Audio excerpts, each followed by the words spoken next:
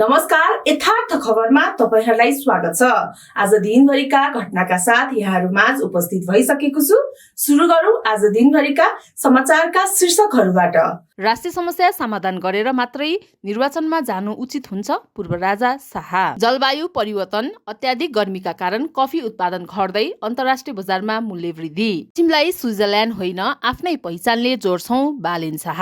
खोटाङमा सामुदायिक भवनमा आगलागी 3 करोड बढीको क्षति। प्रत्येक नेपालीलाई सम्मानित भएर बाँच्न पाउने बनाउने छौं, गगन थापा। सहकारी मार्फत 9 खर्ब 23 अर्ब रुपियाँ भन्दा धेरै ऋण लगानी। एसिया कप राइजिङ स्टार्स प्रतियोगिता खेलेर राष्ट्रिय महिला क्रिकेट टोली स्वदेश फर्कियो। आगामी निर्वाचन शान्तिपूर्ण र भय रहित वातावरण सम्पन्न हुन्छ, गृहमन्त्री अर्याल। निर्वाचनमा खटिएका सेना लिएर गएको बस दुर्घटना, 24 जना घाइते। कुशासन र व्यथितिको सटर बन्द गर्ने हो, रवि लामिछाने। रुकुम पूर्व मेरो लागि नयाँ ठाउँ होइन, प्रचण्ड।